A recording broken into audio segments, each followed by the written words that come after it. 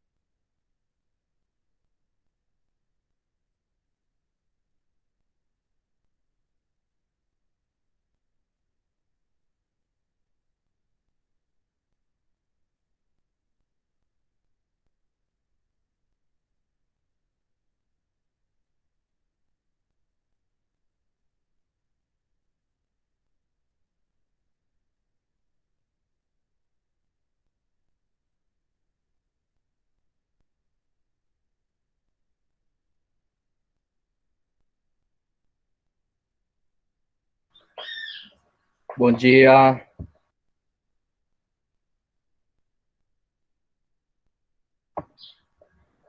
Bom dia, pessoal. Vamos dar uns minutinhos aí enquanto a galera vai entrando aqui. Den um grito nas redes para todo mundo acordar e acessar, que hoje vai ser legal.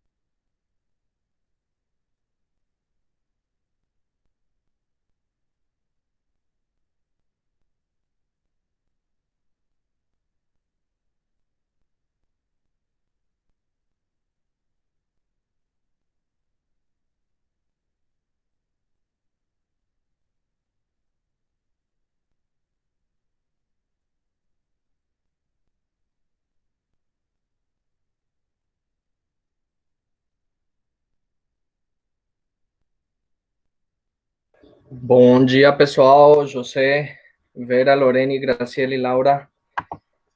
Quem mais que está por aí? A Nilma. Bom dia. Mais 2 minutinhos, ver quem mais se soma nessa live. E começamos com a história de hoje. Esperando que todos vocês estejam bem, de saúde, família, tudo mais. Só mais um minutinho.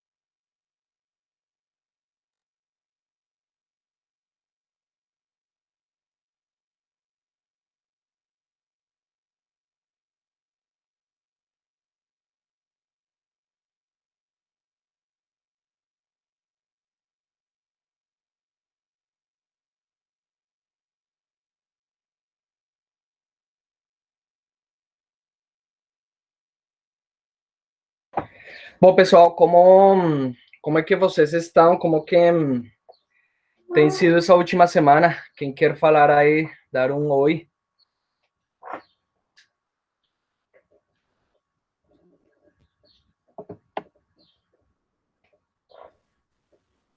Olá, bom dia, professor.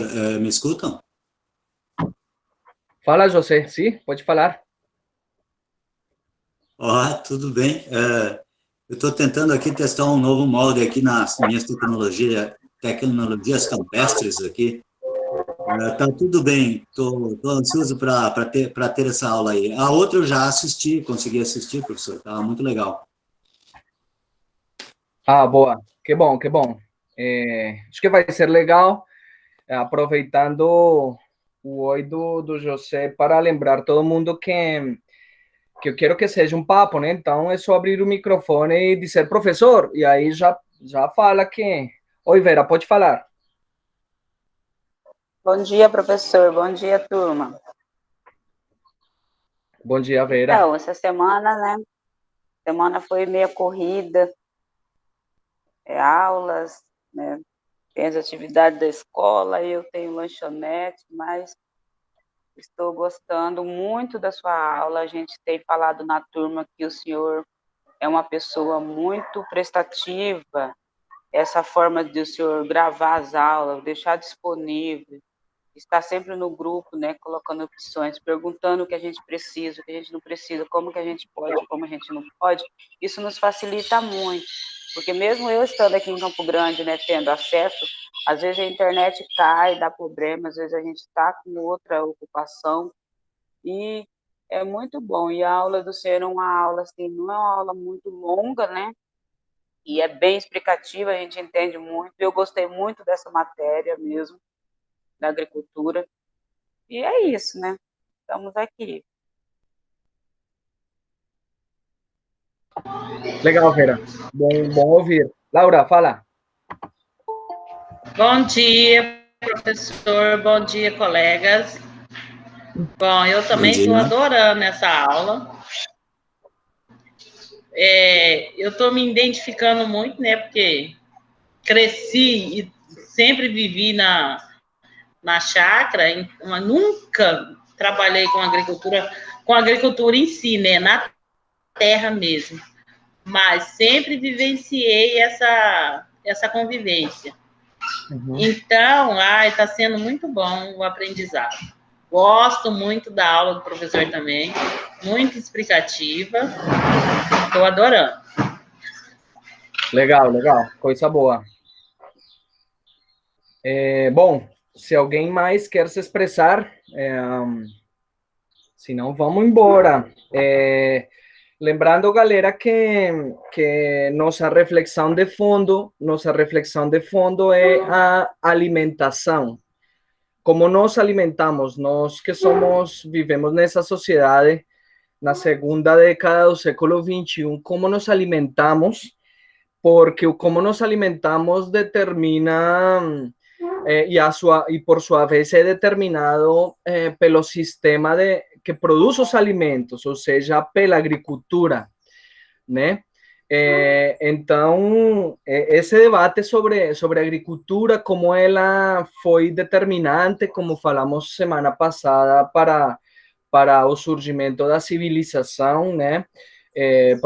Para o surgimento de todas as civilizações humanas da Terra, né?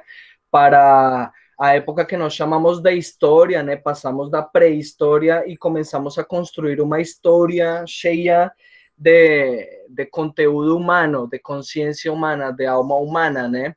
E digamos que essa caminhada transformou a Terra como planeta, como lugar, e essa reflexão de fundo que eu digo é porque tem muito a ver com cada um de vocês, né? Lembrando um comentário final que eu fiz sobre. Bom dia, Graciele.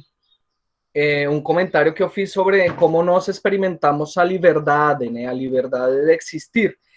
E certamente é uma das poucas coisas onde a gente é livre, de fato, porque corresponde à tua decisão única, o efeito é apenas em cima de você. que é quando você ingere alimento, né? Quando você toma essa determinação ou toma pelos seus filhos que não podem tomar ainda essa definição, você está simplesmente sendo livre. Mas eu estou colocando isso em questão porque até que ponto nós somos livres de fazer isso. Então, digamos que essa segunda parte da história sobre a evolução da agricultura como atividade humana, ela vai nos trazer pontos fundamentais para fazer crítica ao modelo atual e a entendermos como ele nos coloca como cidadãos numa situação, digamos, de muita submissão, né? Mas, ao mesmo tempo, nós temos as ferramentas para sair dessa e podemos. Então, o debate dessa disciplina, quando a gente diz agricultura familiar e camponesa versus os sistemas agroalimentares mundiais, nós queremos dizer que a proposta já existe, a proposta está em marcha e precisa que seja revolucionário, ou seja, precisa que aconteça uma transformação das pessoas e com essa transformação da sociedade como um todo, e nós estamos nesse caminho. Então, hoje, digamos que inauguramos o debate em si sobre como fazer, né? E vamos sempre manter aquela visão histórico-crítica, né, pessoal? Então, hoje vamos falar sobre a segunda revolução agrícola, revolução verde e modernização da agricultura. Vamos chegar até um ponto que seria a crise atual, e aonde vamos parar para começar a estudar o fenômeno da agricultura familiar por fim, né? Então, aqui finaliza esse primeiro momento de estudo da agricultura e como ela determina a nossa sociedade. A partir da semana que vem, a gente vai começar, de fato, a entender o significado do conceito agricultura familiar, porque hoje vamos finalizar exatamente no contexto atual. Lembrando, pessoal, que nessa nossa caminhada como espécie, esse gráfico vocês já viram, né?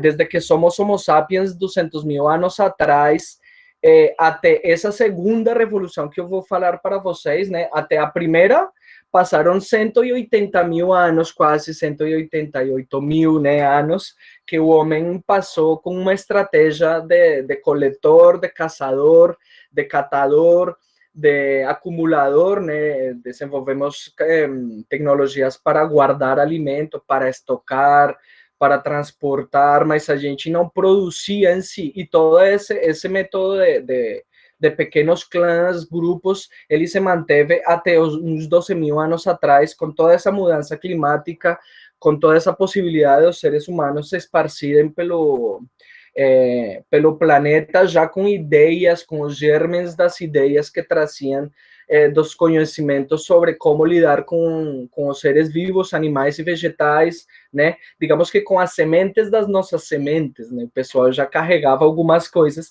mas logo veio aquela transformação, né?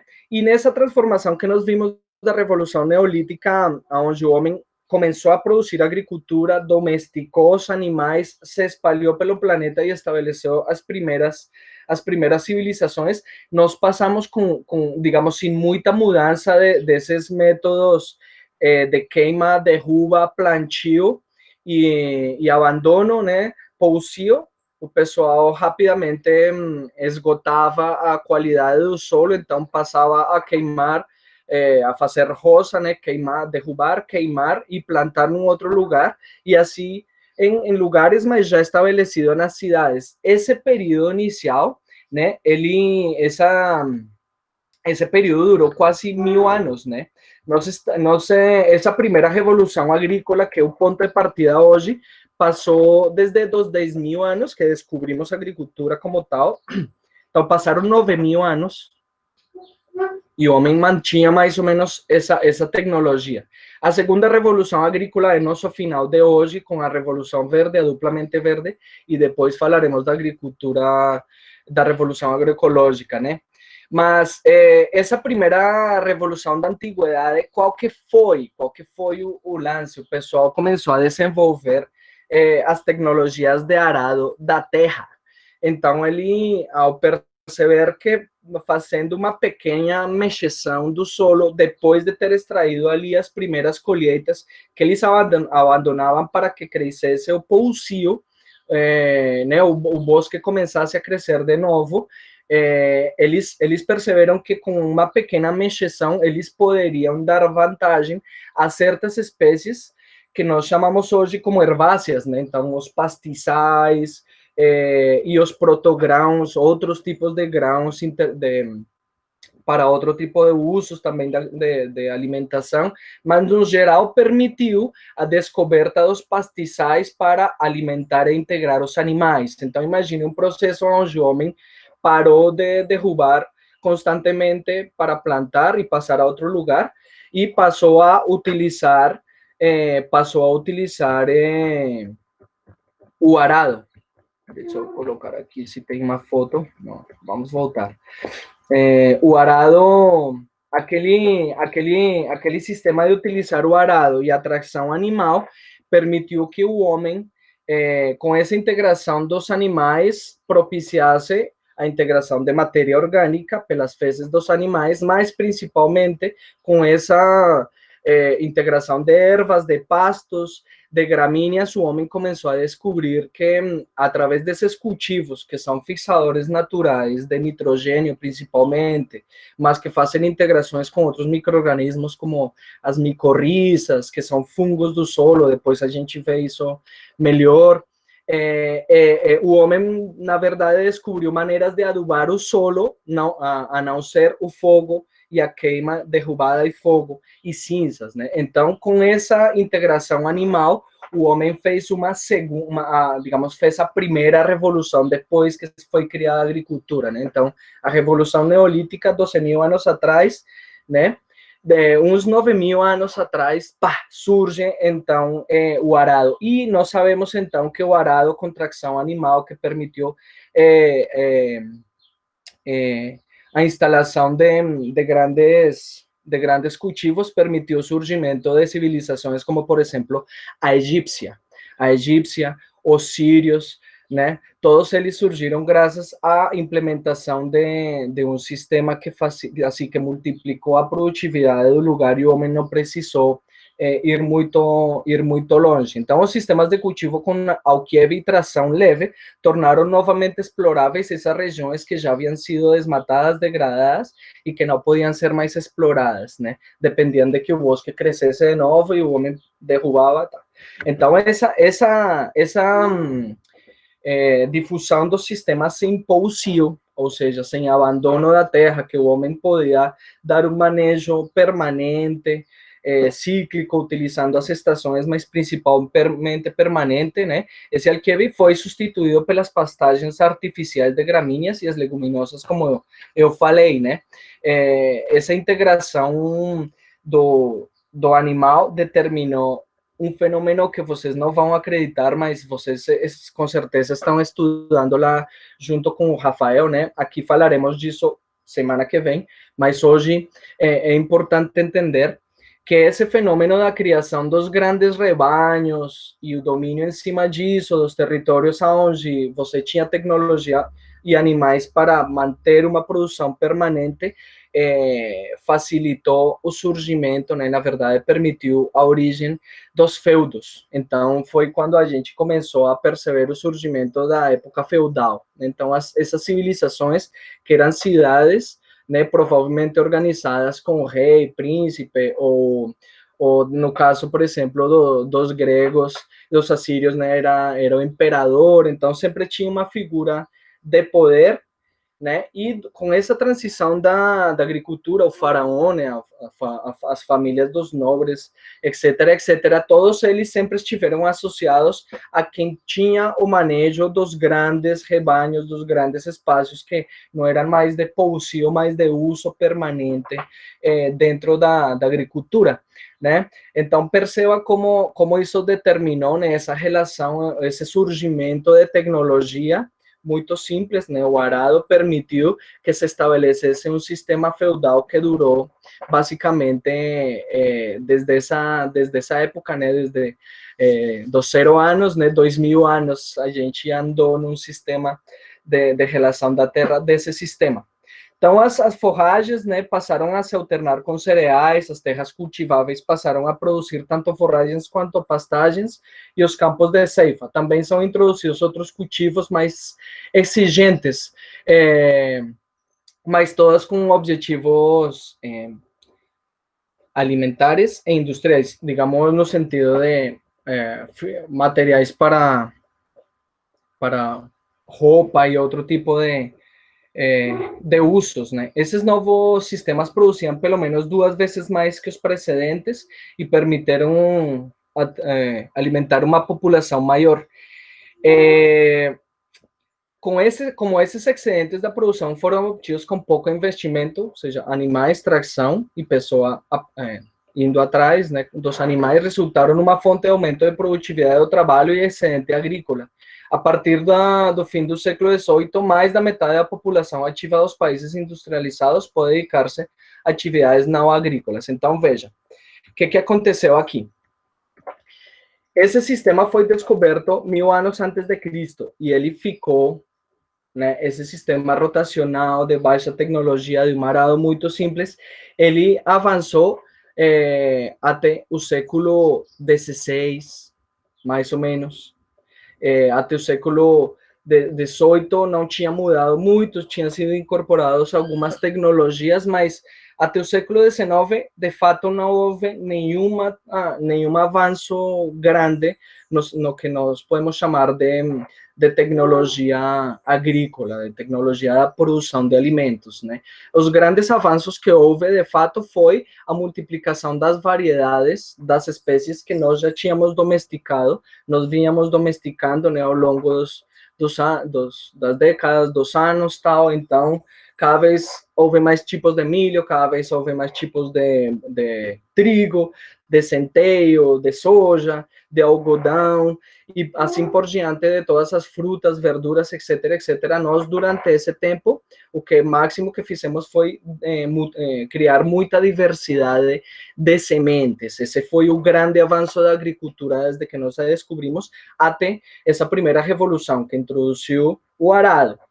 Fora isso, até o século XIX, nós não tínhamos, de fato, introduzido muita tecnologia a questão da produção de alimentos. Nós tínhamos alimento para caramba, ou seja, muita diversidade de alimentação, os encontros das culturas que aconteceram com as navegações do século XVI, e que logo foram suportadas e enriquecidas com a época do iluminismo, do renascentismo e com o início da modernidade, que vocês já estão discutindo e discutiremos, né? Essa tecnologia, como disse, se manteve estável e tínhamos muita alimentação. Agora, o que aconteceu com o surgimento do paradigma da modernidade, da sociedade industrial? Qual que é a característica, pessoal? De forma geral, a incorporação das máquinas. Eu tenho uma pergunta. Vocês sabem qual que é a diferença entre ferramenta e máquina? Quem que poderia dizer alguma coisa? Ferramenta, máquina, de forma geral. Vocês percebem a diferença entre ferramenta e máquina? Mecanismos? Seria a força mecânica e a força física, professor? Você pegou exatamente no ponto. Você pegou exatamente no ponto. Nós passamos, digamos que esse lance tecnológico que eu estou querendo chamar a atenção é que nós passamos com pouca introdução tecnológica na agricultura até o século XVIII, né? Mas a sociedade se manteve igual, digamos, não utilizava muitas tecnologias nos diferentes âmbitos da vida, né? Não havia, mas quando nós chegamos à época da modernidade, com o surgimento da ciência, como tal, dos campos científicos, com o iluminismo e todas as descobertas do século XVI. Deixa eu perguntar para vocês, até que ponto vocês estão discutindo isso nas disciplinas do Prof. Jorge e principalmente do Rafael? Ele já falou dessa época do iluminismo, ele já falou do surgimento da modernidade do ponto de vista do paradigma científico. Ele já contou essa história para vocês? Estou perguntando. Podem falar. Estou perguntando sobre o Rafael, se ele já tocou esse momento e falou do surgimento da ciência. Quem pode me dizer? Que eu me lembre, não. O professor, ele ainda não. Que Eu me entendi que ele começou com análise com os textos do professor Umbelino, né? Ah, tá. Não. Ainda ele não entrou nessa fase histórica. Não, beleza, Bom, beleza. menos... Não, é porque, digamos que eu estou apresentando... Diga, Vera. Ah, ótimo, beleza. Não, é porque esse é um diálogo, e isso é legal que acontece entre as disciplinas, né? Para a gente poder organizar os discursos e os aprendizados, né? Então, perceba uma coisa, pessoal. Mesmo quando os espanhóis e os portugueses chegaram em massa às Américas, a agricultura era ainda uma questão que se manejava desse jeito que eu falei. Então, os feudos, a organização feudal ainda era o jeito. Mas nós estávamos num momento de grandes descobertas. Então, digamos, os anos 1600 e os anos 1700, em particular, foram os séculos, né, de maior, digamos, de maior disparo do conhecimento científico e das descobertas que nos trouxeram até hoje. Então, para que vocês tenham noção, né, todo mundo aqui já ouviu falar de Galileu Galilei. Então, Galileu Galilei foi um dos cientistas que facilitou, graças às suas observações ao céu, né, para o céu, ele facilitou a quebra de um paradigma que vinha de antes. Perceba o seguinte, quando eu falo que as civilizações elas nasceram todas juntas e o pensamento ocidental, esse que forma o pensamento dos países, todos onde nós estamos, né, o pensamento ocidental, ele tem origem nessas culturas que se instalaram ali no crescente fértil, né, e que influenciaram e que deram influência aos gregos. Então, imagine o ano 1000 antes de Cristo, o Império Grego tendo uma explosão de conhecimento e propondo ideias como a república, ou seja, a organização dos estados como uma república, as ideias que nós temos de governo por parlamento e tudo mais. A ideia da democracia nasce lá, né, no momento onde o homem estava dando os primeiros passos no sentido de estabelecer o entendimento do mundo. Então, nós acreditávamos, pelos filósofos da época, né, todo mundo já ouviu falar... Eu vou parar só para fazer uma aula só disso, na verdade, porque vale muito a pena dar essa caminhada pelo pensamento filosófico humano, mas porque ele tem a ver tudo com esse papo que eu estou falando.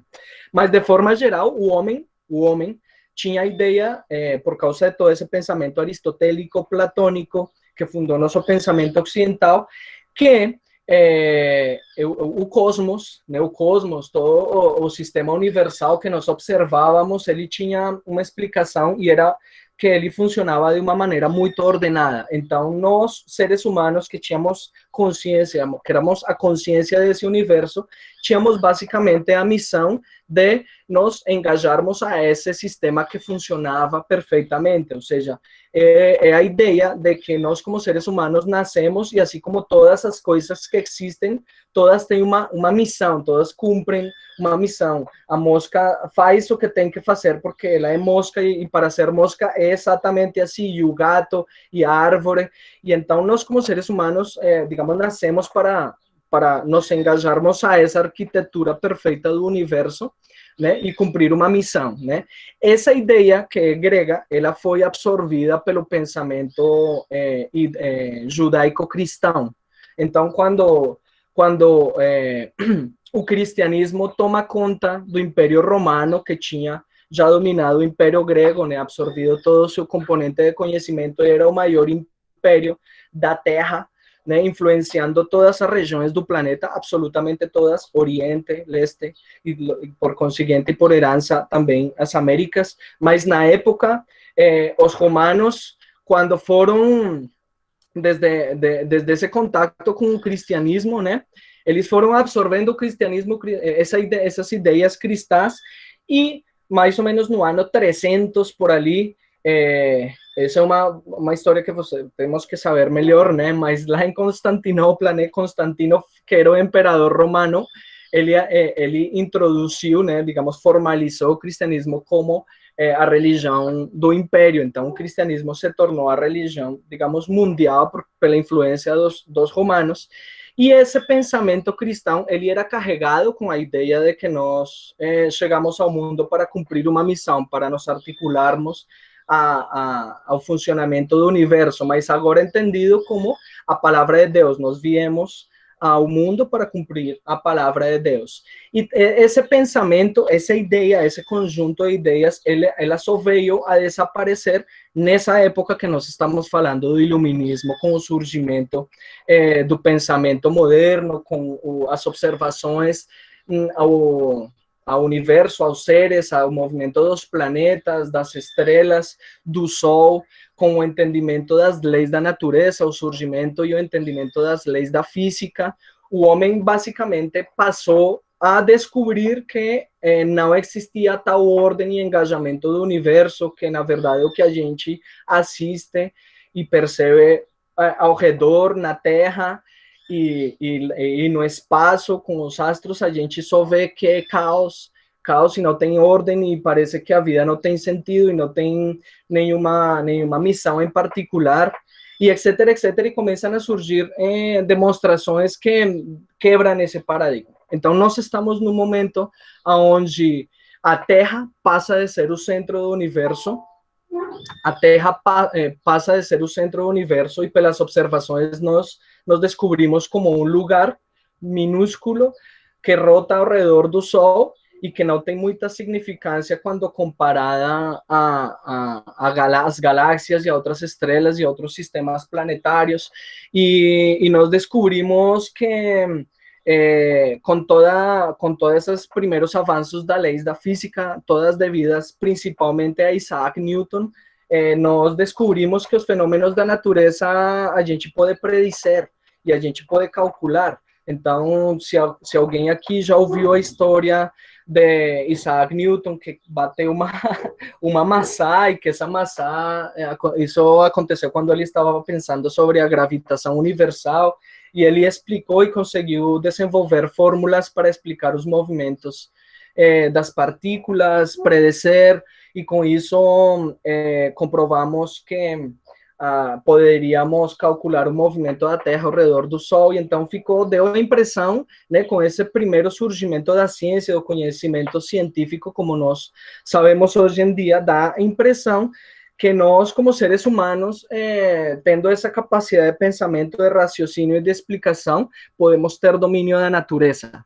Então surge a ideia do homem separado da natureza, né, como consciência, né, que tem domínio, que pode calcular, que pode predizer, que pode organizar de tal jeito para administrar e dominar, né? Então, basta apenas aplicar o conhecimento científico a todos os âmbitos da existência humana, que encontraremos a verdade, e a verdade será relatada a partir do conhecimento objetivo, que não se deve, então, à palavra de Deus, não se deve a uma explicação predeterminada antes. Então, imagine que surge essa explosão de conhecimento. Eu vou contar essa história melhor depois, vale a pena determinar tempo para isso. Mas surge nesse momento, com essa invenção, surgiram as máquinas, né? Essa que é a grande questão que eu estou contando para vocês. Surgem as máquinas. E a Gisele disse, ó, é quando você tem uma inserção de esforço, ou seja, ela multiplica tua força. Então, a máquina é basicamente isso. A ferramenta, digamos, depende muito e é limitada pela nossa capacidade. Então, quem mexe com a enxada sabe que ela funciona bem e cumpre a sua missão em função de quem está utilizando a enxada. Então, se o cara é ruim da enxada, vai ser um trabalho difícil, né? Agora, quando é uma máquina, a máquina reemplaça, de fato, o trabalho humano. E as máquinas foram, naquela época que eu estou falando, isso vem principalmente por outros interesses. Imagine o homem criando mecanismos para as navegações. Então, as navegações que tinham acontecido um par de séculos antes propiciaram inventores, criando mecanismos para, digamos, diminuir o esforço humano, reemplazar e potencializar o esforço humano. Só que com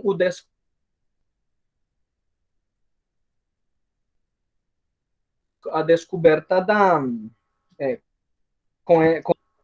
nós descobrimos as leis da termodinâmica, e com as leis da termodinâmica, que é a ciência que estuda o calor, a transformação da matéria e da energia, né, as qualidades dessas transformações entre matéria e energia, com a descoberta dessas leis, os caras descobriram que podiam, digamos, potencializar as combustões.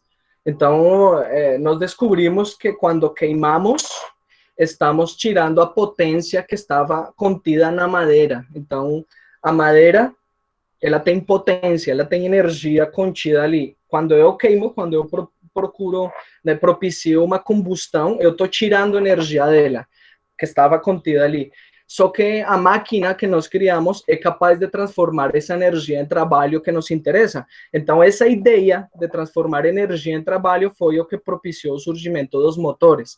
E o motor de carvão, né, de combustão, de carvão, de queima, foi aquele que propiciou basicamente a Revolução Industrial, que é o surgimento das primeiras sociedades modernas, das cidades como nós as conhecemos hoje em dia, no momento onde o pensamento e o crescimento não era apenas tecnológico, mas também filosófico, de organização. Então, se o homem passou 1000 e tantos anos, quase 2000 anos, digamos, dentro de um pensamento baseado e explicado na lei divina, né, e na organização a partir da herança e da genética, né? Então, os reis e os herdeiros que são donos e governantes, e assim nos mantivemos até uma época que foi a Revolução Francesa e que depois propiciou a Revolução Industrial. Então, perceba que é um conjunto de avanços tecnológicos no pensamento humano. Mas do ponto de vista tecnológico, com o surgimento e a multiplicação das máquinas para as diversas atividades, né? Então nós criamos as indústrias, o pensamento industrial. E nesse momento eu quero que vocês fiquem com a ideia do que significa pensamento industrial, né?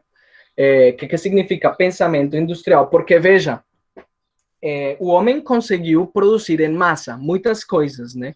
Sabemos que a primeira máquina que deu origem, de fato, à ideia da indústria foi a máquina de tear, né? Aquela que faz os fios da lã ou do algodão, né? O pessoal cultiva o algodão, né? E fazer os fios para produzir produzir os fios, né? Que depois viram tela. Essa máquina foi a que disparou a instalação das primeiras fábricas, e isso acontece na virada do século XVII para o 18, perdão, do 18 para o 19, e principalmente nas cidades da Inglaterra, né?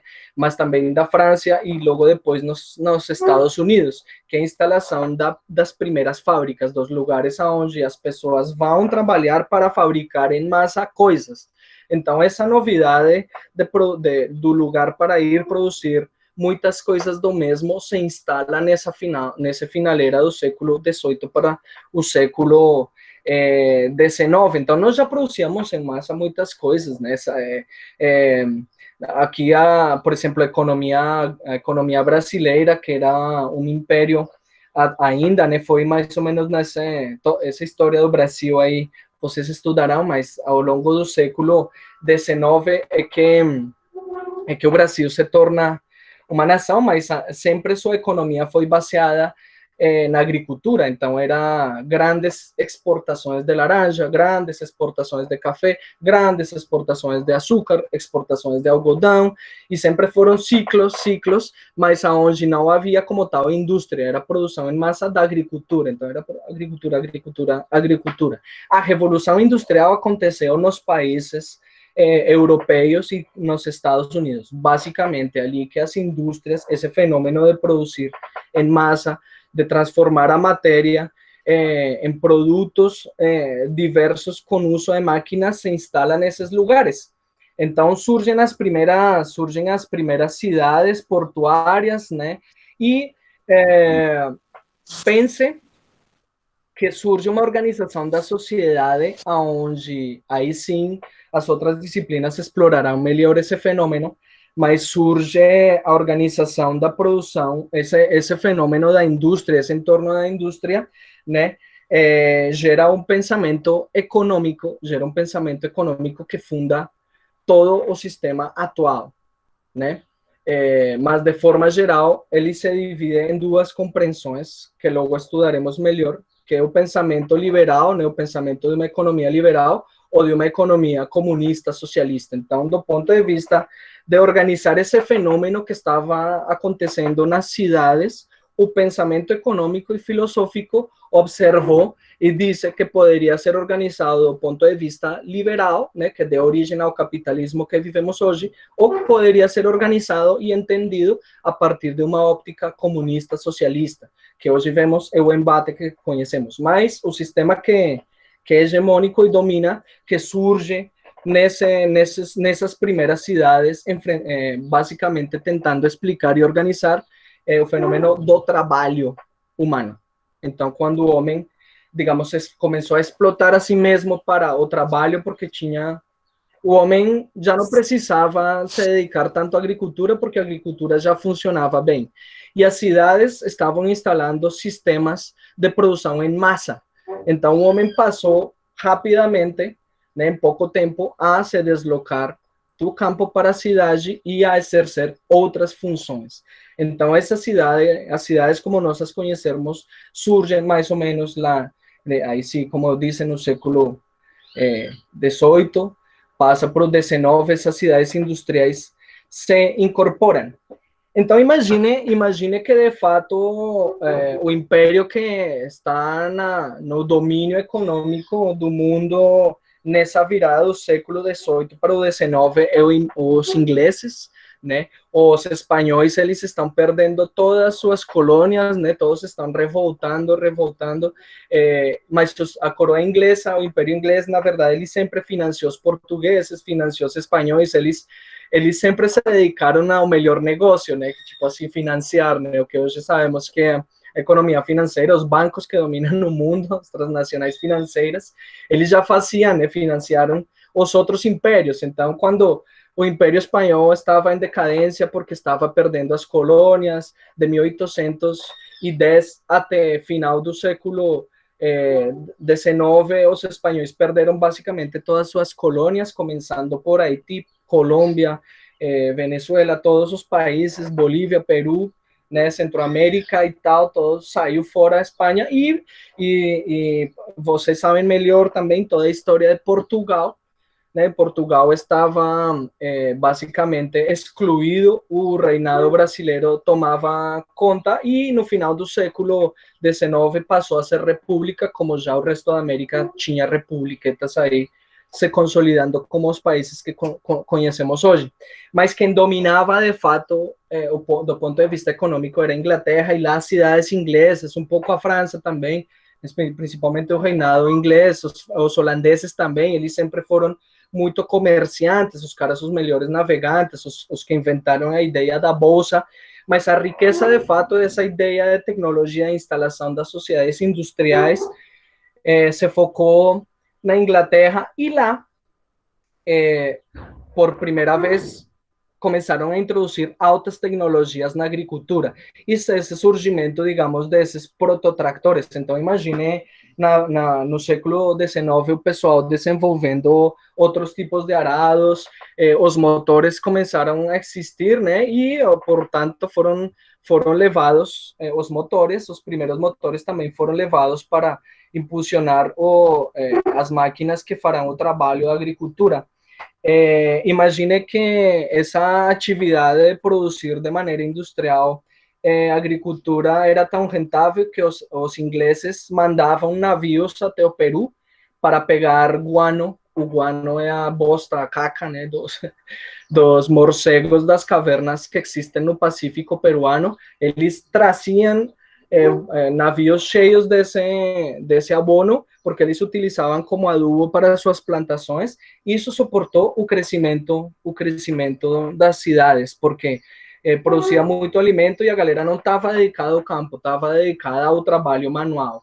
Então, todo esse fenômeno do surgimento do trabalho, quando crianças de 8 anos já estavam nas indústrias, lá junto com as mães, junto com os pais, sendo trabalhadores, né? Basicamente por comida e por lugar, mas ocupados. Esse primeiro fenômeno da organização do trabalho e das cidades e da explosão da riqueza, da produtividade humana, aconteceu também na agricultura, né? Então, você vê essas fábricas, olha só as crianças ali, mas países e nações inteiras se desenvolveram através da extensão das suas ferroviárias. Estados Unidos basicamente o exemplo disso.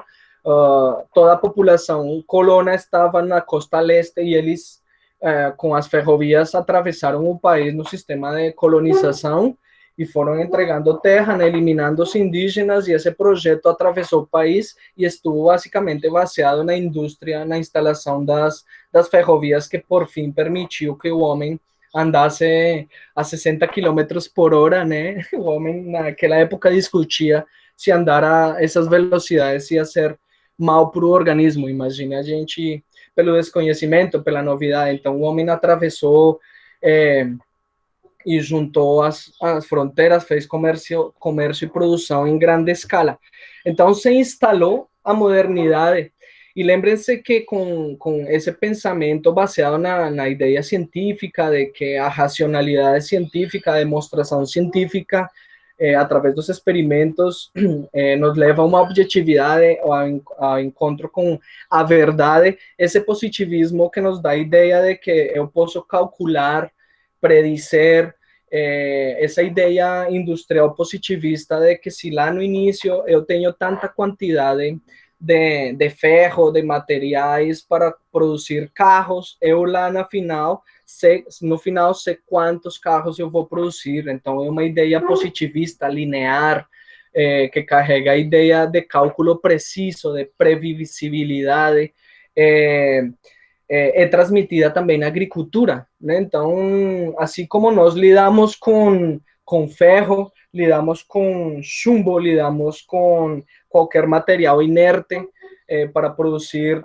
todo o que nós conhecemos e utilizamos, né, para construir, para existir, todos nossos produtos, mas que estão baseados na matéria inerte, como um sapato, né, como uma blusa, ou como um carro. Nós introduzimos essa lógica linear positivista na agricultura.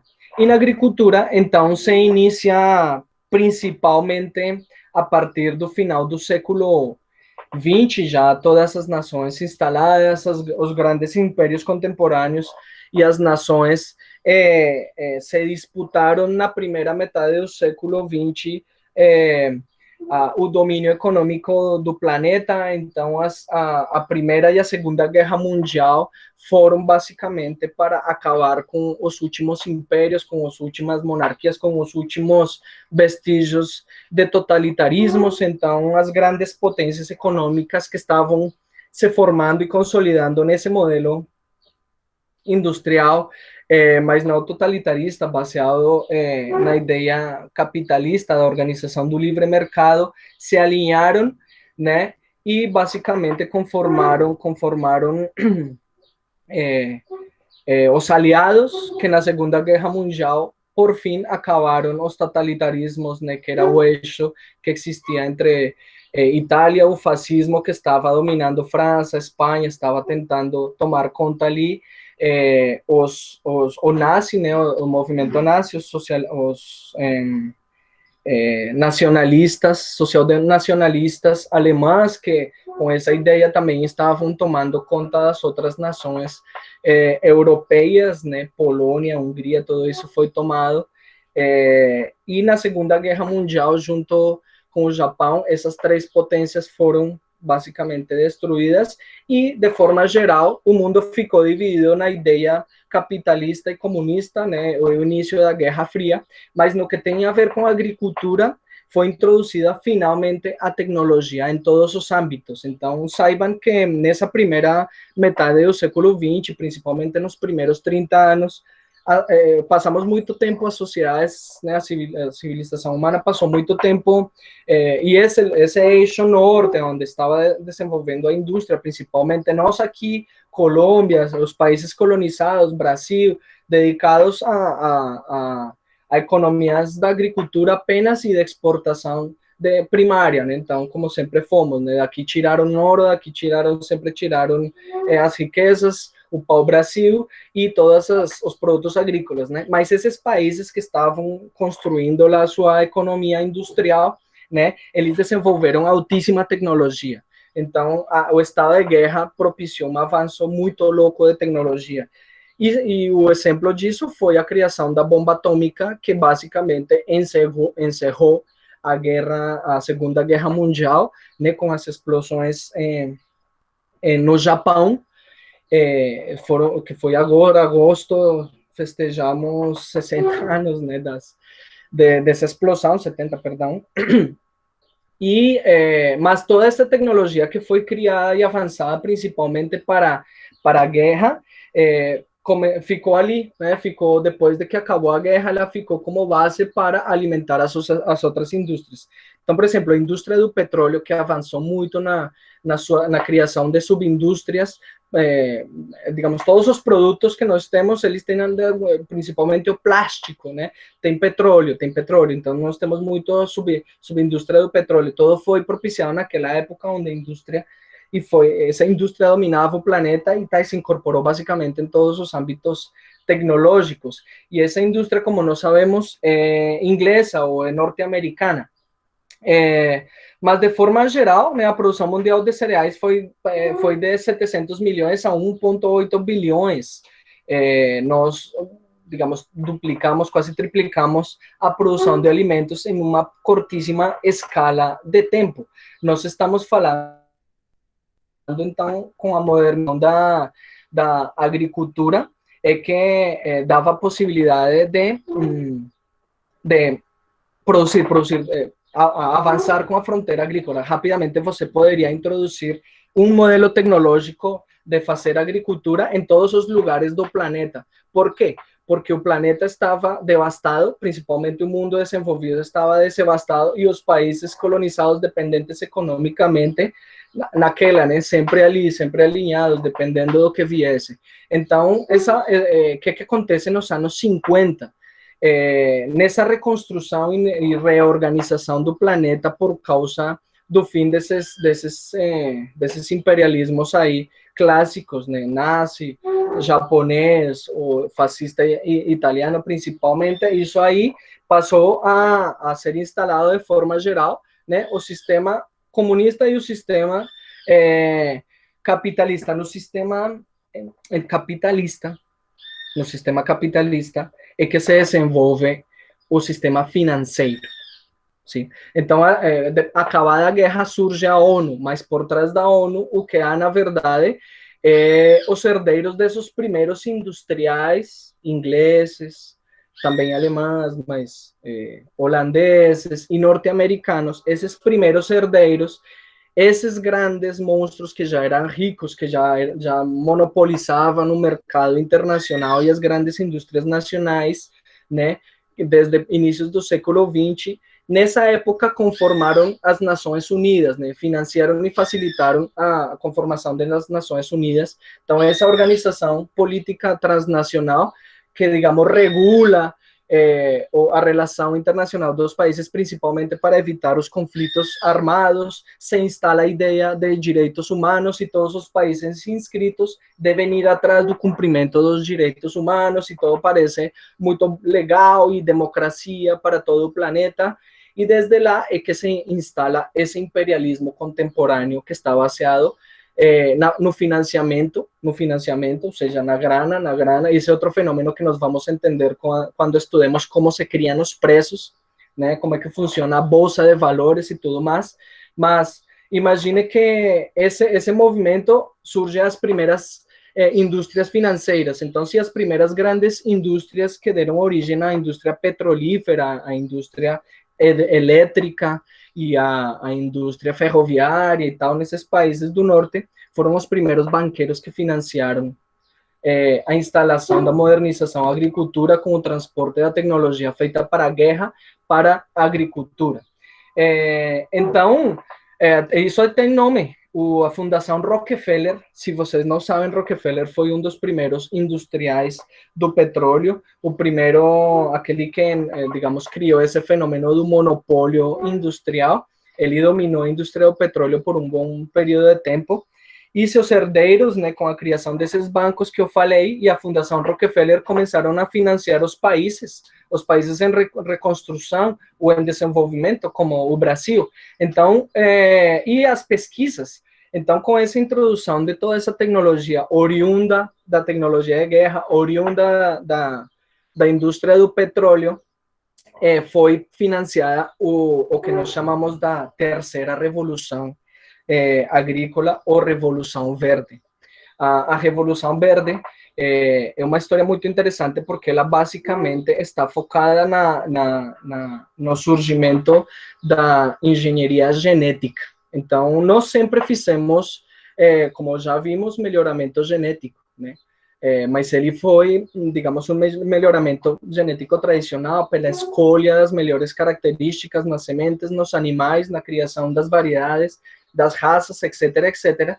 Mas, a partir das pesquisas de metade do século XX, esse Norman Borlaug, que é um engenheiro agrônomo, criou a possibilidade de transferir rapidamente genes de uma geração para outra através do processo de hibridização. Então, foram instalados com financiação dessa Fundação Rockefeller, que financiou a ONU também, centros de pesquisa no mundo inteiro.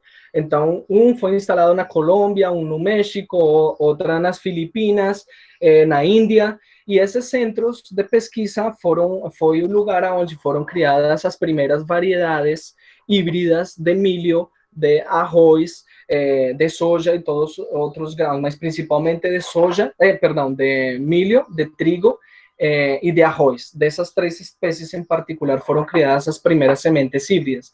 Foi basicamente com a procura de introduzir um gene que permitia que a espiga, que cada vez ficava mais grossa, mais gordinha, digamos, a espiga suportasse, né, o caule da espiga suportasse a espiga, né, um milho cada vez maior, um trigo cada vez maior, um arroz cada vez maior. Então, com a melhor introdução desse conjunto de genes aí, dessa característica, por um processo induzido, né, em laboratório, com condições de manejo e tal, eu visitei o CIMMYT, que é esse centro que foi, digamos, instalado lá nos 1950 na Colômbia, nos lugares que eu falei. Eu conheci lá, quando me formei na universidade, como é que se faz o melhoramento, e eles tiraram as primeiras sementes híbridas. O processo de hibridação ele é rápido, mas leva uma consequência de que as sementes filhas você não pode plantar, porque os filhos delas já nascem, perde o potencial produtivo. Então, ela vem, mas ela vem torta. Quem planta aqui já sabe que quando compra uma semente híbrida, não dá para plantar novamente porque ela fica ruim. Então, o que acontece? Por primeira vez, são criadas sementes que pertencem a alguém, ou seja, as sementes que sempre foram um recurso natural nosso, passam a ser o domínio da indústria, e esse sistema foi espalhado, porque são sementes que, de fato, suportam uma maior produção. Então, foram chamadas de sementes milagrosas, e por isso Revolução Verde. E com esse dinheiro de financiação dessas grandes internacionais, multinacionais, as primeiras multinacionais financeiras, foi financiado, por exemplo, a política de modernização da agricultura do Brasil. Então, a partir de 1955, o Brasil começou, e a Colômbia também, por exemplo, começou a receber dinheiro para que o governo criasse políticas públicas de instalação dessa tecnologia, para que de plantio dessas sementes milagrosas para alimentar o mundo. E de fato nós passamos a produzir excedente de alimento, muito alimento, muito. E também a partir do século XX nós passamos em 1850 até 2000 de 2 bilhões a 7 bilhões e tanto que já somos hoje. E a maior parte disso aconteceu no século XX. Então, de fato, essa multiplicação da alimentação facilitou. Então, nós produzimos muito alimento através da espalhação desse sistema produtivo, e o Brasil fez muito bem. Então, o Brasil foi um dos países que primeiro utilizou esse dinheiro para criar o que hoje conhecemos como a SEMATER, o Serviço de Assistência Técnica, e o técnico foi lá e ensinou ao agricultor a plantar essa semente que o governo dava, e com ele toda a tecnologia. Então, nós vemos que se antes o soldado utilizou as primeiras moléculas ativas de veneno que foram criadas, na verdade, para que os caras passavam primeiro com o veneno para matar os mosquitos. Imagine lá os pantanais na Polônia, antes de que as tropas americanas ou inglesas fossem atacar lá os alemães, eles passavam com veneno, né, para matar os mosquitos, e também foram criadas as moléculas ativas que de folha, né, então que tiram as folhas e matam as plantações, e todo isso era utilizado para antes da tropa entrar, ou basicamente como veneno, como o agente laranja, que foi utilizado na guerra do Vietnã diretamente para matar todo mundo ali. E tudo isso nós utilizamos, nós incorporamos a primeira partícula dessas aí, que é o DDT, né? Ele foi o primeiro agrotóxico e mais utilizado na agricultura. E o tanque de guerra, né, ele virou trator. Então, qual que é o lance? Nós, nessa segunda fase, de 56 para cá, começamos a instalar no Brasil o sistema de agroindustrialização. Então, as indústrias começaram a ser instaladas no Brasil e passamos a avançar um pouquinho nessa visão econômica do país, de ser apenas produtores de matéria-prima, a instalar indústrias no país, e muitas delas foram associadas à agricultura. Então, acontece a integração do sistema industrial à agricultura. Então, surgem os grandes... o melhor exemplo que vocês têm mais à mão, que surge nessa época, são a integração entre a produção de cana e o engenho. Então, é uma maneira que se incorpora mais ou menos nos anos 60 o tabaco também. E de 67 aos 75 os complexos agroindustriais, né, ou a caixificação, e basicamente aí sim, além do tabaco, se incorpora a soja, se incorpora a madeira, se incorpora o arroz, basicamente todo começa a funcionar como complexos agroindustriais. Quem foi para São Paulo pode perceber muito isso, e como vem para Campo, digamos, em direção a Mato Grosso, essa incorporação de um modelo que surge e se incorpora nos anos 70, mas que é base para esse sistema do agronegócio atual, da grande fazenda, com grande produção de soja e agroindustrialização logo no setor para exportar, né? Então, esse sistema de modernização da agricultura, ele se instala mais ou menos nessa época. Né? Mas qual que é o problema? E aqui é que começa a crítica orientada. Deixa eu vou fazer uma pergunta. Galera, José, pode falar. Frango suíno.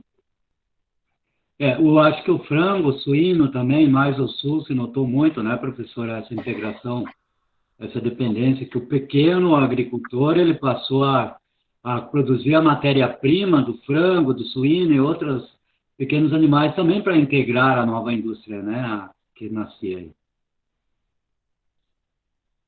Exatamente, essa integração você percebe em todos os âmbitos, e hoje está furor, né? Ela está, por exemplo, eu morei 8 anos, quase 8 anos em Santa Catarina, é onde eu fiz toda a minha pós-graduação, e lá eu conheci os sistemas de integração de tabaco, de porcino, de frango, e é impressionante, ou seja, você percebe como isso, ao tempo que mobiliza a economia, gera também uma catástrofe ambiental, enfim, e todo esse debate nós abordaremos, porque faz parte do modelo que está instalado para a agricultura familiar, inclusive, e que nós precisamos entender.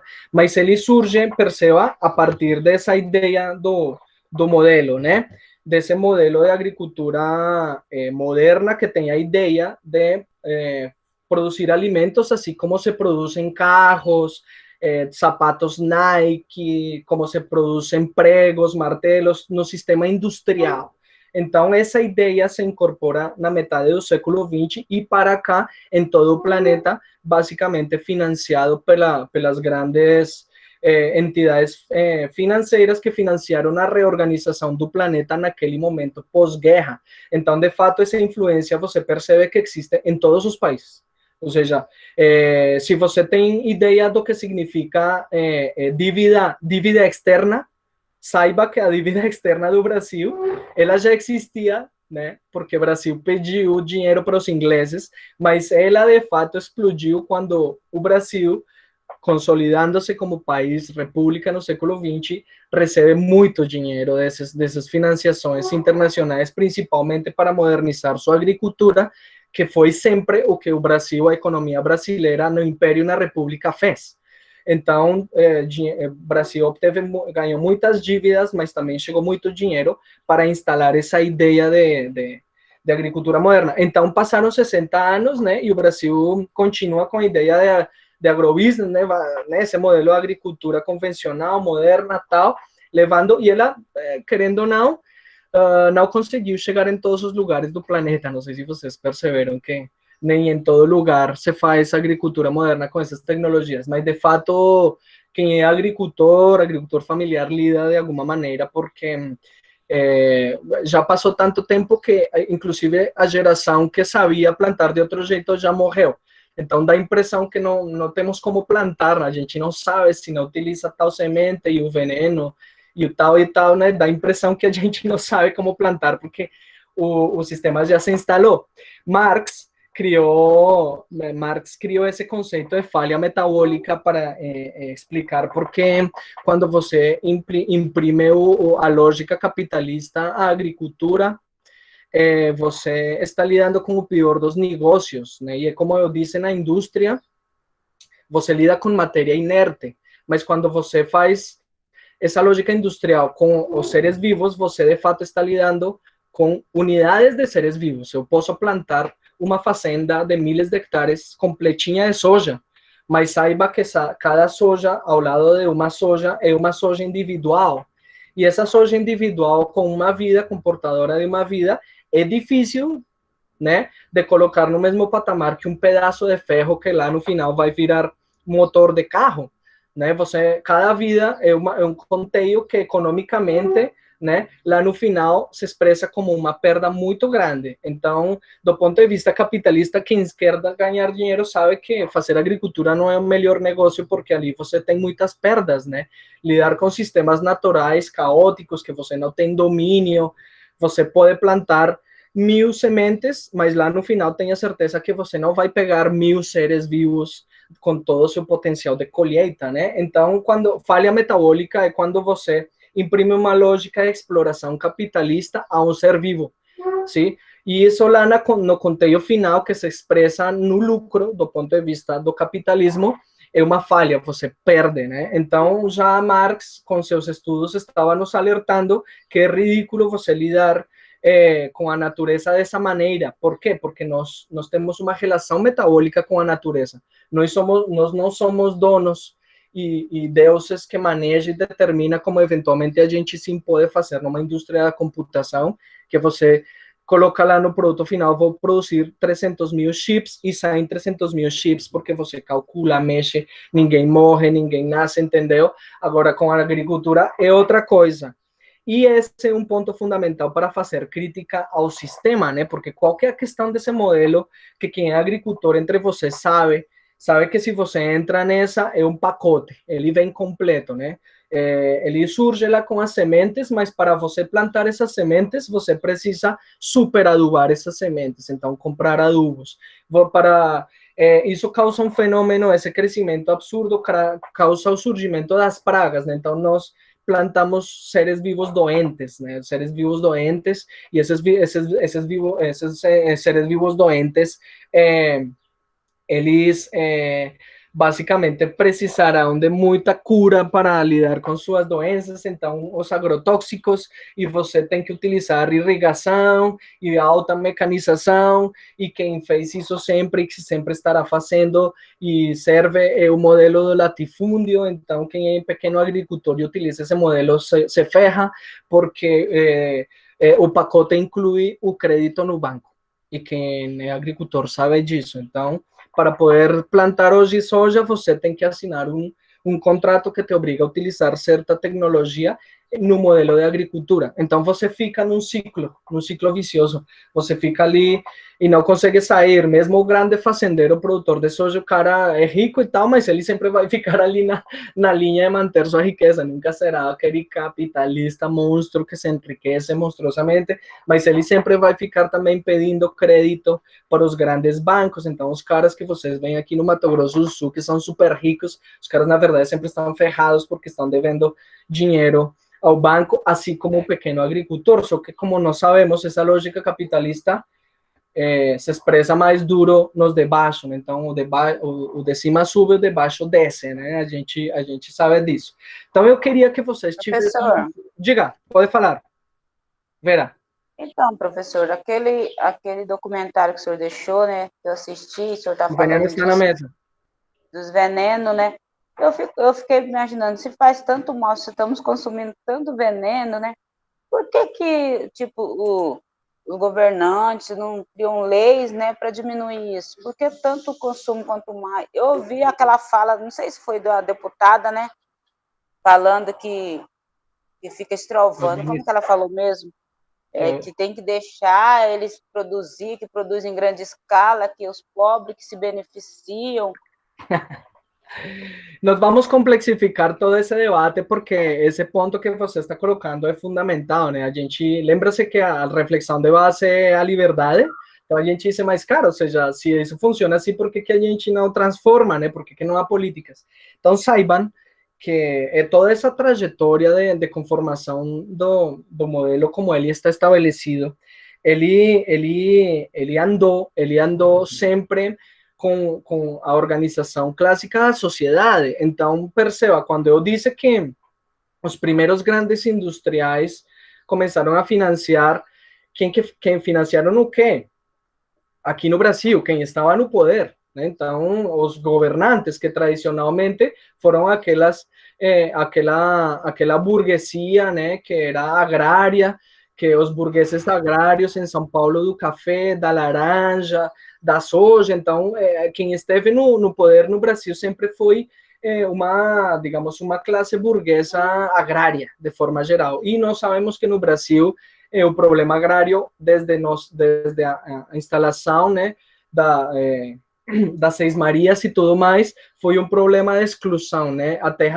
A lei que se instalou aqui nos países colonizados, incluindo Colômbia, os demais, no Brasil e tal, foi essa lógica da distribuição do território, né, que parecia mais a cópia do feudalismo que já existia, que já estava sendo superado na Europa, né, mas os caras, quando colonizaram aqui, trouxeram essa lógica feudal e foi se instalando, né, e foi herdando, e deu origem aos novos ricos de hoje, que são o pessoal do agronegócio e das grandes fazendas e grandes donos de terra, né, do lado de um grande número de população que não tem nada, né? Pode falar, José.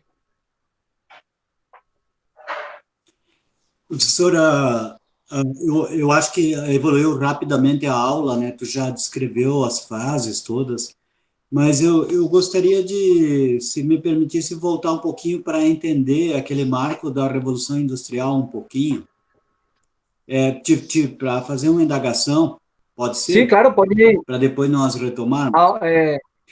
Bom, em algum local, em algum material eu gostaria de fazer para ver se você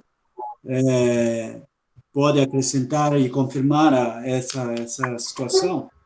Na agricultura primitiva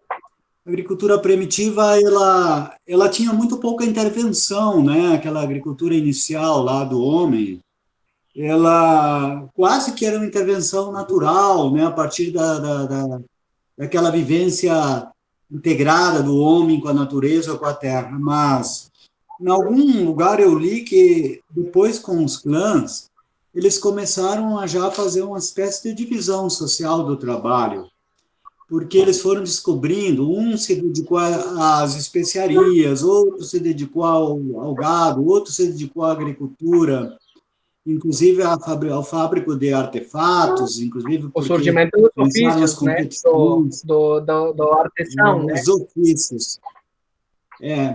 E daí que vem a necessidade da troca, né? Que depois vem surgir o comércio. Então, eles começaram a produzir excedentes e já trocavam entre grupos, pelo que eu li. Não sei se tu Sempre, confirmaria sempre, sempre. Nós, só para Bom, falar mais, todos os clãs humanos que a gente conhece sempre fizeram troca porque cada um desenvolveu alguma especialidade. Eu vou te dar um exemplo de como acontecia muito legal na minha terra, lá na Colômbia, que os povos que moravam na montanha, que tem um outro clima, é mais frio, produz outros alimentos, os caras faziam outro tipo de artesanato.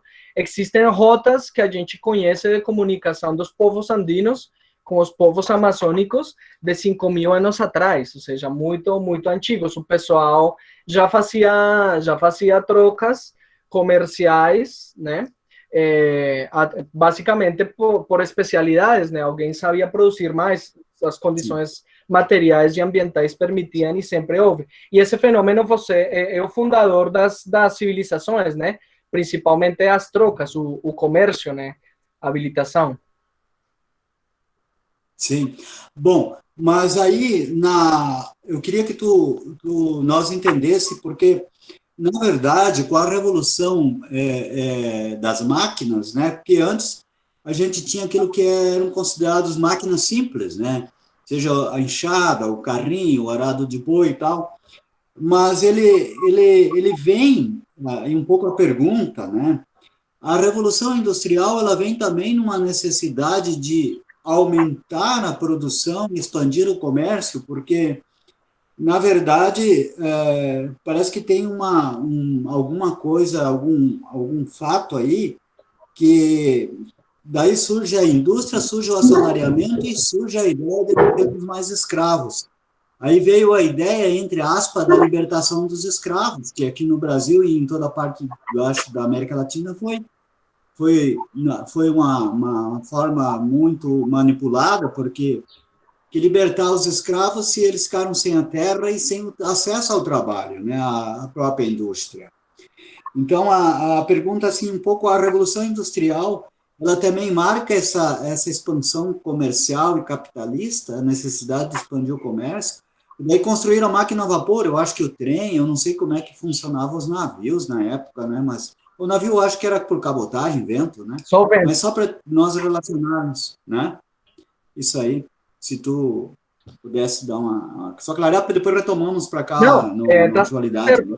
Então, imagine que desde o século, principalmente desde o século XVI, esses grandes centros, os maiores centros urbanos que existiam na Europa e no leste e tudo mais, são cidades portuárias, né? Então você vê que os maiores centros urbanos são todas dedicadas ao comércio. Então o desenvolvimento econômico e essa organização da riqueza, da produção, que foi um avanço, imagine a sociedade como grande engranagem, né? Então nós falamos desse iluminismo, dessa renascença, da instalação do conhecimento científico, dos avanços tecnológicos. Então isso se infiltra em todas as dimensões da sociedade. Mas aonde nós vemos que se expressa de fato são nas cidades portuárias, porque nas cidades portuárias é onde você vê que os caras que foram na China trouxeram, olha só essa máquina que trouxeram, Então, por exemplo, uma descoberta impressionante que os caras trouxeram para esse lado da terra, nas rutas antigas de comércio, foi a pólvora. Então, imagina quando os caras começaram a levar certas especiarias de interesse para o Oriente e os chineses botando para cá pólvora, né? E essa descoberta como determinou o avanço da sociedade. Mas lembre-se que nós, nessa tradição, sempre avançamos na organização social, digamos, piramidal.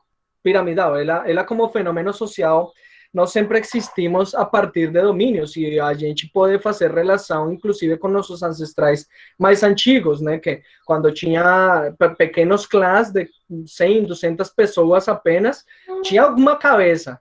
Essa cabeça se herdou por consciência, por nascimento da espiritualidade, do pensamento religioso ao domínio, e esse avanço sempre esteve junto. Então, sempre teve alguém, alguns no domínio, né, que explicavam a natureza, digamos, a religião, e os donos, os poderosos, né, esse mecanismo piramidal sempre inspirou todas as sociedades, todas as civilizações. Você pode perceber isso, né, no feudalismo, mas você também percebe que isso aconteceu, vinha acontecendo aqui nas Américas com os grandes impérios, né? Então o Império Azteca era todo piramidal, o Império Inca, o Império Chibcha, Muisca na Colômbia, todo era, sempre havia como representantes do Deus na Terra e todos os herdeiros, toda a nobreza, né? Entende? Essa ideia sempre esteve exprimida. Naquela época das grandes descobertas, onde a economia estava girando pelas trocas, essa ideia começou a colapsar porque a riqueza começou a se espalhar. Então, quem era dono de um barco, mas que não era digamos, nobre, não era burguês, o cara não vinha descendente de burguês, não, nobre, perdão, não tinha uma herança, o carinha foi começando a ter riqueza e começando a negociar nos altos níveis e a ter independência da organização econômica do rei, já não dependia do que o cara mandasse, e essa classe que é portuária começa a surgir nas cidades portuárias, que são conhecidas como os burgos, esses primeiros bairros que, graças a essa comercialização e essa inspiração científica, o surgimento das máquinas e das fábricas consolidou o surgimento desses burgos, que era, digamos, os lugares onde a galera rica vivia, e em torno disso, das indústrias, vivia os pobres, né? Então, as cidades já cresceram com essa ideia central, né, desenvolvida, e as periferias, os burgos e as periferias dos empregados, né? Então, esse modelo se começa com a Revolução Industrial lá na virada do século XVIII para o XIX, ele se instala em todas essas cidades e, digamos que complexifica o conjunto de relações num momento de transformação do pensamento humano. Então, a sociedade superou, digamos, o feudalismo, a organização hereditária e todo esse fenômeno, mas essa classe, esse pensamento burguês dos donos da riqueza, ela começa a tomar conta com ideais também, né? Quais serão os ideais? E todo isso a gente vai voltar, como eu falei, a explorar melhor, mas os famosos ideais da igualdade, né, da liberdade, né? Então, qual que é? Me faltou a liberdade, igualdade e fraternidade, né? O respeito entre os seres humanos, todas essas ideias do pensamento burguês, moderno, se incorpora na organização, digamos, socioeconômica, e é quando são desenvolvidos os pensamentos econômicos em torno disso. Então, começa a ser, digamos, estudado e entendido, e, portanto, a emerger coisas que o homem não via, não entendia. Aconteciam, mas não precisava entender. Então, nós começamos a entender fenômenos como a escravidão, entendeu? Opa, mas como assim que escravo? Se o homem é igual, precisa ser fraterno, livre. Então, uma ideia transcende a população. Então, esses burgueses que estavam querendo instalar sua lógica, eles precisavam que essa ideia fosse coerente. Então, eles que patrocinaram a organização social para a superação da escravidão nos diversos países. Mas era uma classe diferente, rica, digamos, dos donos desses processos de comercialização que fueron se consolidando. Y esa clase burgués facilitou, digamos, claramente aqui nas Américas, no meu país, toda essa, digamos, elite que já era crioula, que era descendente dos espanhóis em Bogotá, os caras começaram a trazer esse pensamento francês, liberal, vamos instalar a liberdade do povo. Simão Bolívar, que todo mundo já ouviu falar, que foi quem propiciou a liberação da Colômbia, da Venezuela, Panamá, Equador, Bolívia. Ele financiou a guerra, ele tinha grana, ele era um burguês que era basicamente o dono das maiores fazendas de exportação agrícola da Venezuela, né? O cara tinha muita grana, só que ele era um intelectual e juntou toda essa galera importante que estava no pensamento transformação e ele bancou com seu dinheiro a campanha libertadora e instalou o pensamento republicano nas Américas, né? E aí que surgem os países hispanos como Colômbia e tal. Essa é outra história muito, muito bacana de saber, mas dentro disso, essa ideia, vem a ideia, digamos, do trabalho como categoria, o trabalho assalariado, alguém que é dono dos recursos, né, e que digamos, sua riqueza é propiciada pelo trabalho dos outros, mas aí não há uma relação escraviária, ou seja, eu não sou dono da vida do outro, ele é dono da sua própria vida e nós temos uma relação contratual. Então, eu como patrão dou um salário. Então, o que surge é esse fenômeno do trabalho, do trabalhador como fenômeno. Então, se nós percebemos o surgimento de uma classe, que é a classe burguesa, com o surgimento dessa classe, ao mesmo tempo, surge a classe trabalhadora, né, em oposição, porque eles são basicamente dependentes, explorados por seu trabalho, explorados pelos donos. Então, essa é uma história que vocês com certeza vão trabalhar super a fundo nas outras disciplinas, mas aqui é importante entender que quem fomentou, quem propiciou o surgimento desses fenômenos foi exatamente a segunda revolução agrícola que nós falamos aqui, que foi a incorporação de máquinas na agricultura para liberar o pessoal para irem trabalhar nas indústrias que estavam se instalando.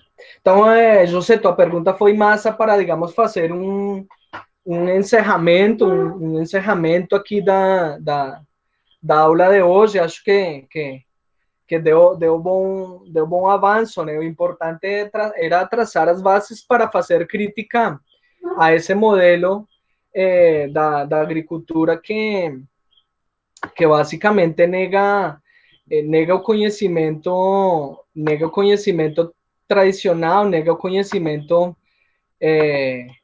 esse que eu estou mostrando para vocês aí, nega o conhecimento e os manejos sobre agricultura de sementes crioulas, adubação orgânica, compostos orgânicos, plantios diversos, biodiversidade, etc., que nós utilizamos sempre e que utilizamos até hoje, mas que foi submetido e transformado por outro modelo, né? Quando eu digo modelo, o importante é entender o modelo é que esse modelo ele foi proposto por essa ideia burguesa que estamos falando, por uma lógica econômica que distribui os meios de produção, os explora e os coloca na lógica voltada a abastecer o mercado, né, que tem essa relação de oferta e demanda. Mas essa lógica industrial de organização do trabalho, da relação do trabalho na agricultura no mundo capitalista e com a inserção desse modelo de agricultura moderna, basicamente significou na perda da sociobiodiversidade. Então, toda essa diversidade cultural que foi criada por essa trajetória que nós falamos através da agricultura por milhares de anos, nós perdemos nos últimos 60 anos. Então, passamos de milhares de espécies vegetais a mais de 60 espécies de animais domésticos que a gente consumia e utilizava, passamos a ter uma dieta. E essa é a reflexão que eu quero deixar para hoje e para a semana que vem, é que passamos de uma dieta muito rica a uma dieta basada em no máximo 20 itens. Então, se eu falei que a agricultura moderna, ela instalou as sementes híbridas, é basicamente isso que o homem se alimenta hoje em dia. É arroz, é milho, né? E é soja distribuída pelo mundo e o homem, né? O homem reduziu sua dieta. E quem quiser fazer a experiência é muito louco, véio. Perguntem quantos feijões, quantos tipos de feijões ou de milhos seu avô, seus avós, quem tiver os avós vivos, ou seus pais, seus velhos, consumiam. E você vai perceber, fala Nima, você vai perceber que nós perdemos, nós estamos perdendo e a gente se alimenta basicamente das mesmas coisas aqui no Brasil e na China. Fala. Fala, Nilma. Quem que está querendo falar aí?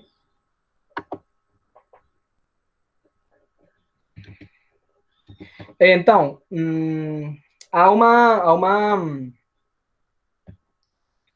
quando nós falamos de hibridação, nós estamos falando de um processo de cruzamento que é interferido, ou seja, é feito em laboratório. Eu pego o pólen específico de aqui e transfero para cá e faço esse mecanismo de cruzamento, mas digamos que é um processo de fertilização natural, né? Então, a semente cresce, nasce e cresce um indivíduo. Agora, quando eu faço transgênesis, é um processo que acontece plenamente no âmbito molecular. Então, você pega o que nós chamamos de gene, né, que é uma parte de uma molécula dentro do DNA da planta ou de outra espécie, e você insere em mecanismo de laboratório molecular, né, microscópio lá, e você insere esse conjunto de genes que carregam umas características que se vão expressar no ser vivo, né? Você transfere e insere, e essa semente tem, então, características de outra espécie. Não é um cruzamento entre membros da mesma espécie, né? Que você faz na hibridação, você transfere, poliniza, mas no laboratório você pega genes, partes de genes, parte dessa cadeia de DNA, e transfere e coloca na cadeia da planta que você está criando, e essa semente, então, ela carrega parte de genética de outro indivíduo, geralmente é outra espécie. Então, uma das mais famosas que nós temos hoje em dia é na soja, né? Na soja transgênica, foi inserido um gene que é tóxico para as mariposas que comem a soja. Então, é um gene que foi inserido de outra espécie na soja, que está na soja, quando cresce, se a lagarta se alimenta, morre. Então, é um tipo de... Nós vamos falar dessa tecnologia depois.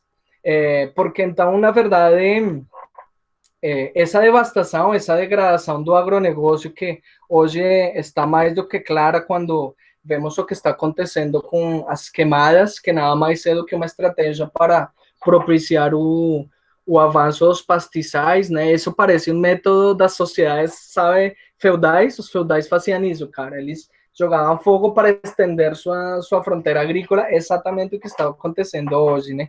Metodologia de 6 séculos atrás, é impressionante nessa classe. Mas, basicamente, o que se expressa aqui é na degradação dos solos, né? Os solos que são tratados desse jeito, quem é daqui sabe que em poucos anos você pode fazer que um solo fique infértil, né? Degradadíssimo e que nunca mais não vai servir nem para botar gado lá. Essas fotos aqui do lado esquerdo eu tirei em 2 lugares diferentes de Mato Grosso do Sul, e você vê que vira, tipo, cara, os caras se estragaram no solo, não serve para nada, de tanto uso. Fora o veneno, né? Vocês viram no documentário que o veneno está na mesa. Se nós distribuímos a quantidade de veneno que é utilizado nas lavouras brasileiras, dá para que cada um beba aqui de graça 8 litros está hoje. Isso aqui é de 2013, então imagine quanto cresceu já.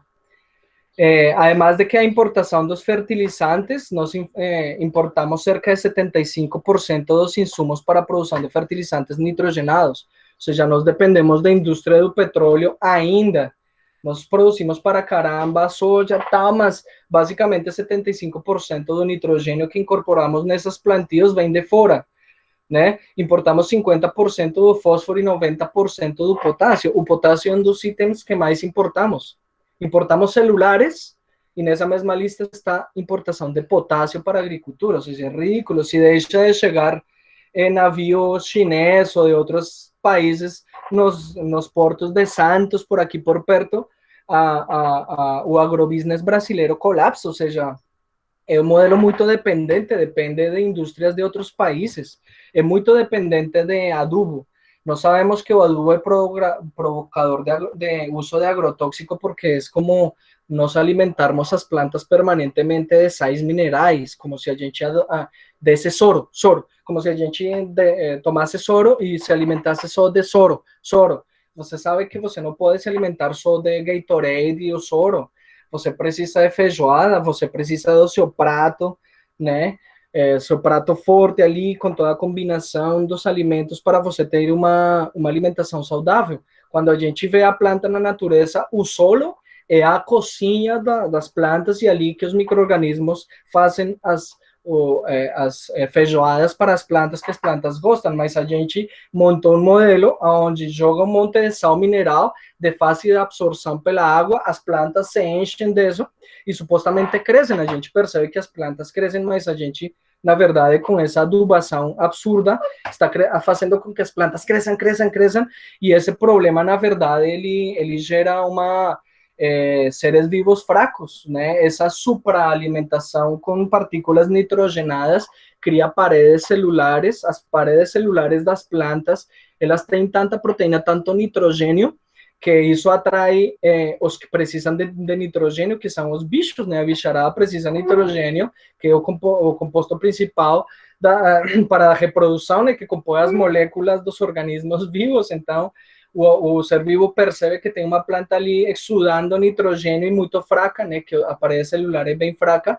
e vem morde, vem infecta. Então, por isso a gente percebe que nessas plantações de sementes híbridas ou que são super adubadas, produzidas, sempre tem uma praga atrás, então você é obrigado a utilizar veneno. Então você diz, não, mas é que eu não consigo, se não o adubo não cresce, e se não utilizo o agrotóxico, morre, e claro, é que é um círculo vicioso, por isso eu falei do pacotão. Esses casos que eu estou mostrando aí no slide são de agricultores que eu trabalhei, onde a gente fazia a comparação, né? Era agricultor que fazia uma parcela agroecológica e uma parcela convencional, e ele percebia de um lado que onde tinha que utilizar adubo, tinha que utilizar veneno. Esses caras do café sombreado, por exemplo, e da monocultura de café sem sombra, esse cara percebeu que no bosque havia muitas relações de controle biológico e não precisava usar agrotóxico porque o próprio bosque criava as espécies que eram inimigas naturais das pragas do café. Então, entende? Então, a gente, utilizando a lógica industrial na agricultura, estamos quebrando a lógica da natureza, que é a da diversidade, das múltiplas relações. E nós temos essa questão de como nos estamos alimentando. É comida de verdade o que nos estamos alimentando hoje em dia? Quão livres somos para nos alimentarmos? Galera, essa é a grande reflexão. Espero que tenha ficado encaminhado essa articulação dos fenômenos que deram origem a essa agricultura como a conhecemos hoje em dia, e que está totalmente vinculada, né, articulada à sociedade como um todo, né? Hoje a economia do Brasil continua baseada na economia primária, e vocês percebem como essa lógica é tão sensível, né? Hoje estamos sofrendo pelo arroz, e você diz, cara, nós produzimos arroz para caramba, e é porque o pessoal está preferindo exportar, porque o dólar está excelente. Preferem abastecer mercados que vão digamos, estocar alimento, e aqui não tem arroz, e tipo assim, perdão a palavra, mas que se foda ao cidadão brasileiro. Minha lógica é capitalista, vai embora ganhar dinheiro. E você diz, não, é que não tem produção. Cara, tem produção para caramba, a questão não é falta de produção, entende? E enfim, aí que está posto em xeque. Eu queria deixar para vocês os princípios do que poderíamos chamar uma crítica ao modelo moderno de agricultura. Alguém tem pergunta, dúvida, pode fazer. Eu estou querendo encerrar por aqui, e semana que vem continuamos nessa reflexão da sociedade da agricultura familiar.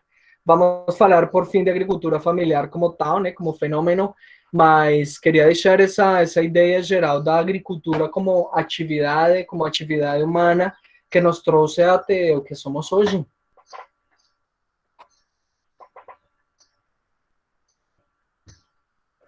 Quem quer falar? Comentários, dúvidas, perguntas?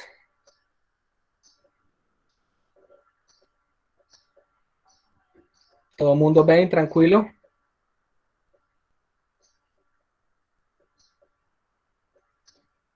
Nilma, José, Laura, Graciele. Quem mais está? Lorene. Fala, José. Respondi, mais ou menos? Não, tranquilo, ficou bem entendido. Da minha parte, eu gostei muito. E só para nós termos uma ideia que esse sistema agora ele está se apropriando também de coisas que nós viemos produzindo e falando, né? Primeiro começou com a ideia dos orgânicos, dos adubos e tal, e esses dias a gente via uma propaganda aí. Agora eles pararam de passar o aviãozinho passando veneno, né? Porque se tocaram um pouco na Globo. Mas naquela propaganda, agora esses dias veio, que a agrofloresta, que não sei o quê, e que é uma coisa que eles se apropriam. Aí, para nós termos uma ideia, eles falaram, a agrofloresta ajuda a utilizar menos veneno. Bom, nós o que queremos com a agrofloresta, com esses sistemas, é utilizar zero de veneno. Não é? É só para ter uma ideia da capacidade que eles têm nessa propaganda falsa, hipócrita, né, deles, é se apropriar das coisas que a gente está construindo e lutando, né? está construindo. Muito bem tocado, é impressionante. E quando a gente debata sobre a proposta da agroecologia, dos modelos de desenvolvimento territorial sustentável e tudo mais que a gente vai explorar, vai ficar cada vez mais em evidência a hipocrisia desses discursos, né? Inclusive o debate filosófico, nós vamos ter que estudar uma filosofia aqui para poder entender e, digamos, fundamentar nossa crítica, né? Hoje em dia o capitalismo verde se instalou e ele parece baseado numa moral que, para mim, do meu ponto de vista, é imoral, né? Uma moral imoral.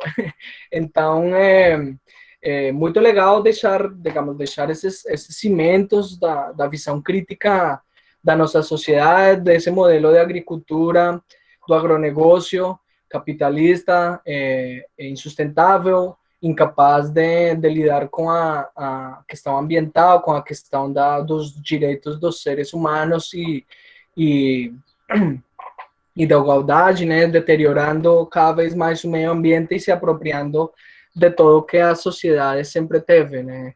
No nosso caso, claramente, as sementes e a água, que se o capitalismo ele se apropria do jeito que está avançando nas demais esferas, realmente o mundo rural vai ficar sem como avançar, nossa autonomia e nossa independência vai acabar. Então, é uma luta que vale a pena fundamentar forte para a gente poder argumentar e consolidar uma caminhada transformadora, né?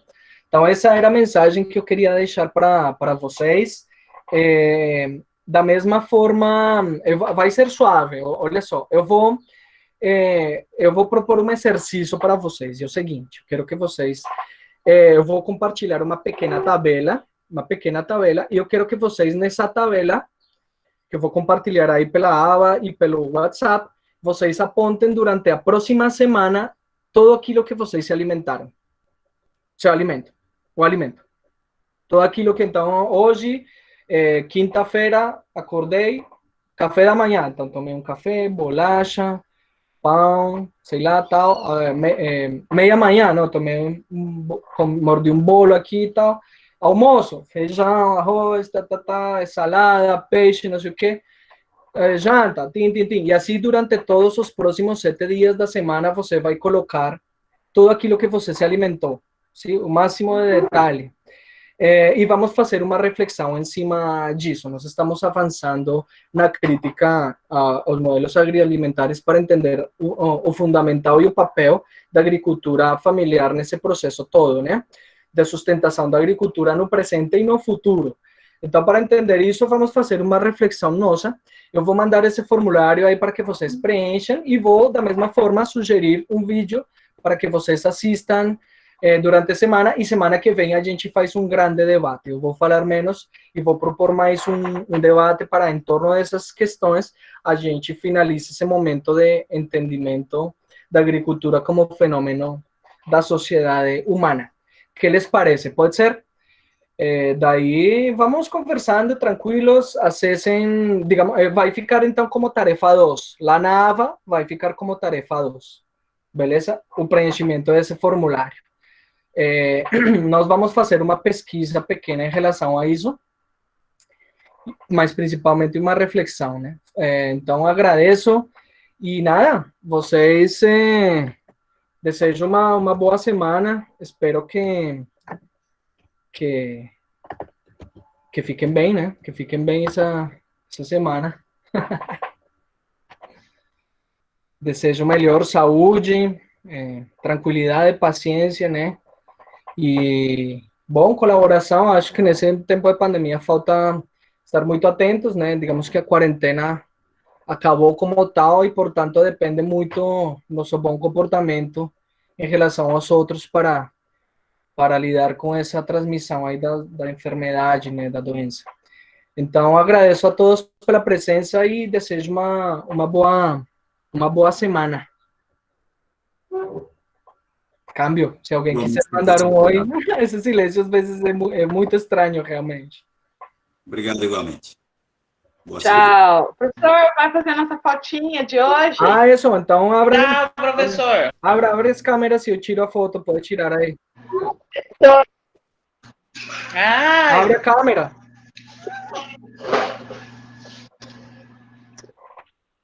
Ficou muito. Quem mais vai sair? Graciele, Lorene, bota aí a câmera se puder. Isso. Boa. Muito bem. Sonriam, sonriam. Bom, galera, agradeço. Graciele, bota aí a câmera. Tá aí, não. Ela não aparece. Acho que já era. Oi ou não? Eles estão dando. Bom, pessoal, todo mundo bem? Feliz? Sim? Tá ótimo. Tira a foto aí, Nilma, compartilha. Desejo uma boa semana para todos vocês, beleza? Fiquem bem. Tchau, tchau. Tchau. Amém. Amém, tchau. Tchau.